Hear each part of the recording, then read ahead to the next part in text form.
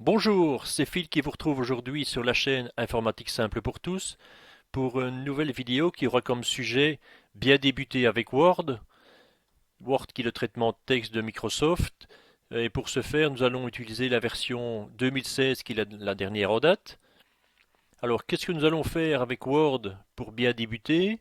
Nous allons partir, je dirais, d'une lettre de motivation pour un emploi qui aura déjà été tapée et nous allons la mettre en page en utilisant les fonctions de base de Word, ce qui nous permettra d'avoir quelque chose qui ressemble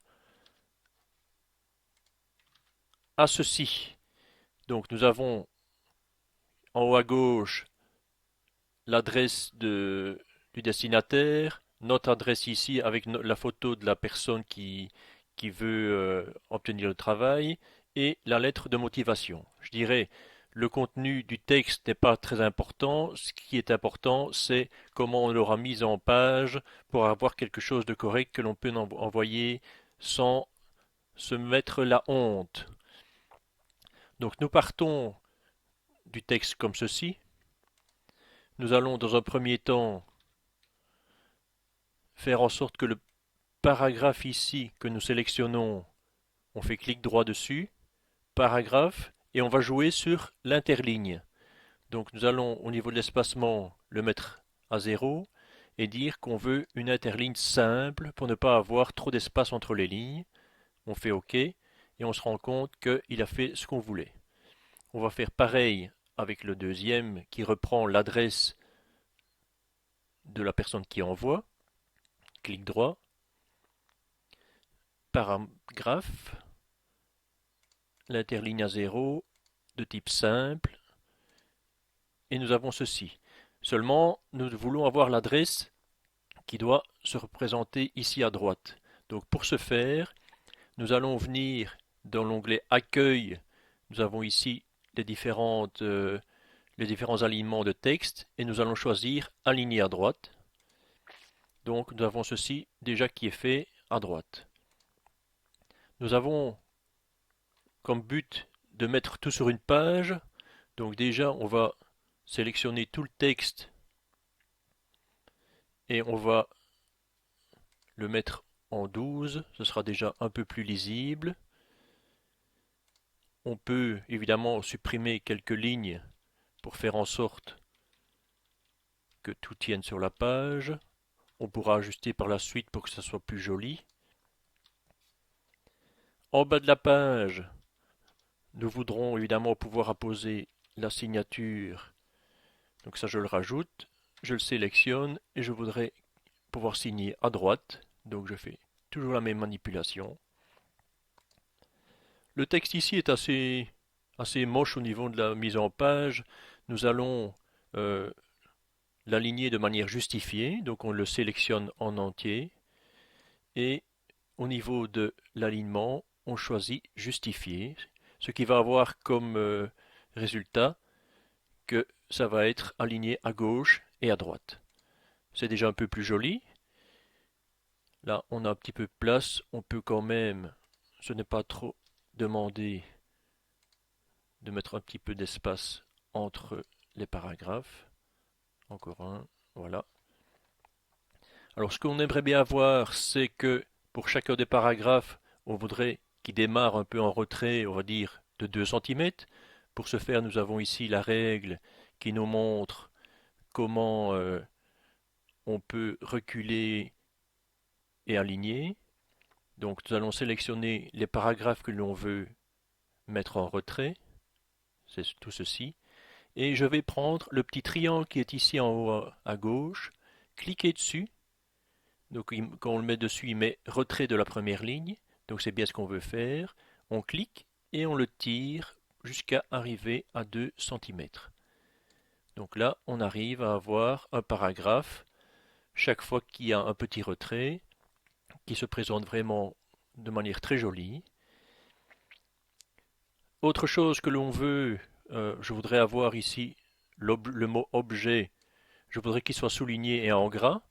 Nous allons venir ici sur le G pour mettre en gras, le S pour souligner, nous aurions pu le mettre ici en italique, Ici, nous avons la possibilité de le surligner, changer la couleur, ainsi de suite. Ça, ce n'est pas l'objet de la lettre. Et on veut également mettre une photo ici en haut à droite que nous allons aller chercher. Pour ce faire, nous allons dans le menu Insertion, insérer une image. Là, je vais aller chercher, elle se trouve dans un répertoire bien précis chez moi, mais là, vous prenez votre photo à vous, si vous devez faire une photo comme ça, une lettre de motivation. Moi, je ne vais pas prendre ma photo, c'est une que j'ai récupérée sur Internet.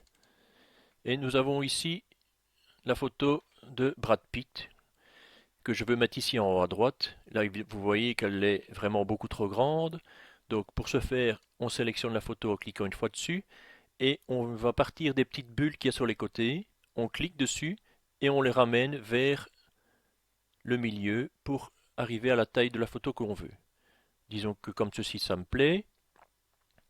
Et je vais la remonter pour qu'elle vienne en haut de la page. Donc là, on se rend compte, ok, la mise en page n'est pas terrible, elle n'est pas encore à droite. Donc, première chose que je vais faire, c'est cliquer sur la photo, venir ici dans Accueil. Je lui dis également, comme pour le texte, que je veux l'aligner à droite. Nous avons toujours le petit souci avec le texte ici qui n'est pas correct, parce que là, il le suit plus ou moins. Donc, je sélectionne tout ça. Je lui dis que je le veux à gauche. La photo, je la veux à droite. Et ça ne marche pas.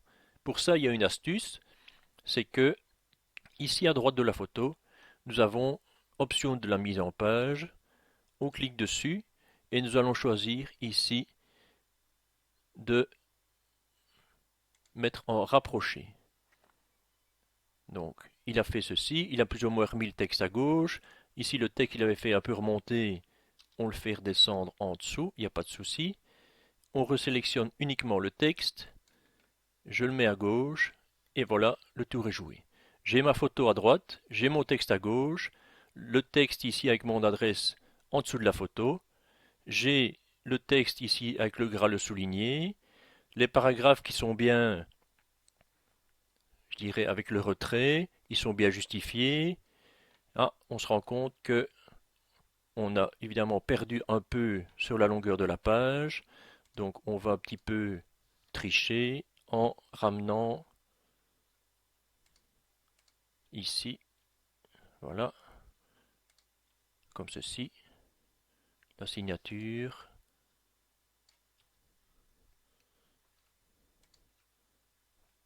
On va la refaire. Signature. On sélectionne, on la met à droite et voilà. On a la possibilité ici d'encore gagner une ligne. Je me retrouve avec bien le résultat que je voulais. Et à partir de là, la lettre est faite et je vais pouvoir soit l'imprimer. Alors pour imprimer, comment est-ce qu'on fait dans le Word 2016? On va dans Fichier, Imprimer. Et là, si je clique sur Imprimer, il imprime par défaut sur mon imprimante qui est définie par défaut. On a la possibilité également de l'enregistrer. Et pour l'enregistrer, moi je vais cliquer, on peut enregistrer ici enregistrer si on veut simplement le sauver. Et je vais vous montrer quelques options principales. Quand je fais enregistrer sous, je peux choisir où je veux l'enregistrer. Et je vais aussi choisir quel format je vais utiliser. Alors par défaut, on voit que l'extension c'est .docx.